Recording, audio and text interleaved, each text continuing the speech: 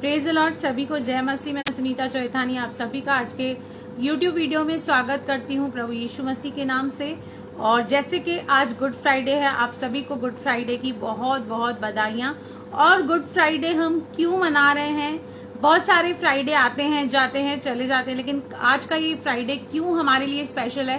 क्योंकि आज ही वो दिन है जब हमारे उद्धारकर्ता प्रभु यीशु मसीह ने क्रूस पर अपनी जान दी थी। हमें पापों से छुटकारा दिया था, हमें शैतान की गुलामी से, मृत्यु से, हर एक बुरी बात से हमें छुड़ाया था। तो हम जो 7 वचन प्रभु यीशु मसीह ने क्रूस पर से कहे, वो आज हमारे लिए कैसे मायने रखते हैं, उन्हें हम आज प्रैक्टिकली अपने लाइफ में कैसे अप्लाई कर सकते हैं।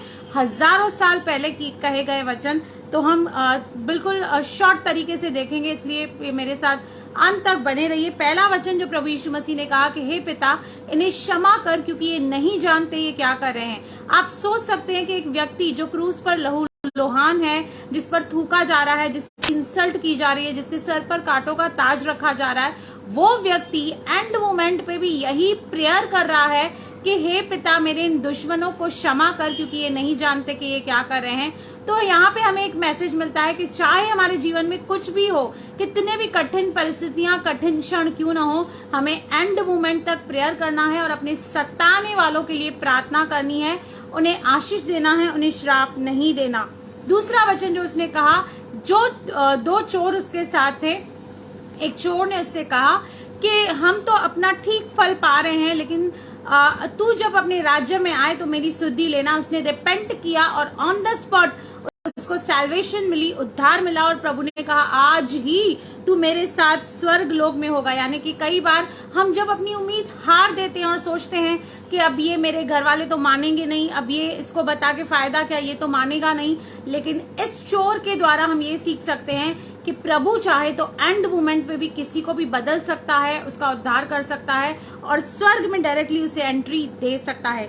तीसरा वचन उसने अपनी माँ से कहा कि अब अपने चेले यूहन्ना से कहा कि अब ये तेरी माता है, और अपने माँ से कहा कि अब के बाद ये तेरा बेटा होगा, ये तेरी जिम्मेदारियां लेगा। यानी कि बखूबी हम देखते हैं कि भले ही प्रभु यीशु मसीह पूर्ण रीति से परमेश्वर थे, पर पूर्ण रीति से मनुष्य भी थे, इसलिए इस दुनिया में रहते हुए उन्होंने हर एक अपनी जिम्मेदारी निभाई, कभी उससे मुंह नहीं मोड़ा। इवन एंड मोमेंट तक भी अपनी माँ की जिम्मेदारी अपने प्रिय चेले यूहन्ना को देके गए। उसी तरह हमें भी जब मिनिस्ट्री में उतरना है, मिनिस्ट्री करना है, तो हर एक एरिया को बैलेंस करते हुए चलना है, हमें अपनी जिम्मेदारियों को भी निभाना है। चौथा वचन जब उसने परमेश्वर को कहा एली एली लमा शप्तनी, यानी कि हे परमेश्वर तूने मुझे क्यों छोड़ दिया। क्योंकि बाइबल में ऐसा पहली बार प्रभु यीशु मसीह के लाइफ में हुआ था, ऐसा क्षण पहली बार आया था कि अपने पिता परमेश्वर से वो अलग हुआ, क्योंकि सारे मानव जाति के पाप उसके ऊपर लाद दिए गए थे, उसके ऊपर आ गए थे। इसलिए वो कहता है कि हे परमेश्वर तूने मुझे क्यों छोड़ दिया। इसलिए कई बार इस दुनिया में रहते हुए हमारा भी एक गैप हो जाता है परमेश्वर के साथ। हम कई बार प्रार्थना नहीं करते, हम कई बार बाइबल नहीं पढ़ते, कई बार चर्च नहीं जाते, लेकिन आज वो मौका है कि फिर से वो मेल मिलाप करें और परमेश्वर की प्रेजेंस में, अपने पिता की प्रेजेंस में फिर से लौट जाएं। उसके बाद उसने कहा कि मैं प्यासा हूँ। प्रभु यीशु मसीह को किस चीज की प्यास थी? आत्माओं की। क्योंकि आज भी ऐसे बहुत सारे लोग हैं जो नाश हो रहे हैं, जो विनाश की ओर जा रहे हैं, जो अधलोक की ओर जा रहे हैं, जो शैतान के चुंगल में हैं, गलत आदतों में हैं। प्रभु ने कहा मैं प्यासा हूँ। आज हमें उस सुसमाचार सुनाने के काम को पूरा करना है और उसकी प्यास को बुझाना है और आत्माओं को जीतना है प्रभु यीशु मसीह के लिए। और प्रभु यीशु मसीह ने कहा, 6वां वचन पूरा हुआ। जो टारगेट परमेश्वर ने उसे दिया था, जो प्लानिंग परमेश्वर ने बनाई थी, प्रभु यीशु मसीह ने उसे बखूबी पूरी की और पिता की महिमा की, और पिता ने भी उसकी महिमा की और उसे वह नाम दिया जो सब नामों में श्रेष्ठ है। तो प्रभु यीशु मसीह ने कहा पूरा हुआ। उसके बाद लास्ट और आखिरी वचन उसने कहा कि हे पिता, मैं अपनी आत्मा तुझे सौंपता हूँ। याद रखिए, ये शरीर तो स्वर्ग में जाने वाला कदापि नहीं है, लेकिन हमारी आत्मा और प्राण स्वर्ग में जाएंगे।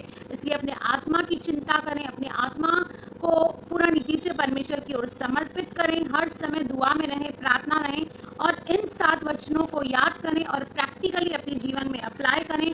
आज किसी को क्षमा नहीं किया तो क्षमा करें और प्रभु से प्रार्थना करें उन लोगों के लिए जिन्होंने अभी तक सैल्वेशन को नहीं पाया है, और अपनी जिम्मेदारियों को पूरी करते हुए प्रभु का काम करना है। परमेश्वर की हमेशा प्रेजेंस में रहना है और परमेश्वर के टारगेट को यानी कि प्यास को बुझाना है, आत्माओं को जीतना है और अपने आत्मा और प्राण को निरंतर परमेश्वर की ओर समर्पित करते रहना है। प्रभु आपको इन वचनों के जरिए बहुत बहुत आशीष करे। आमेन, आमेन।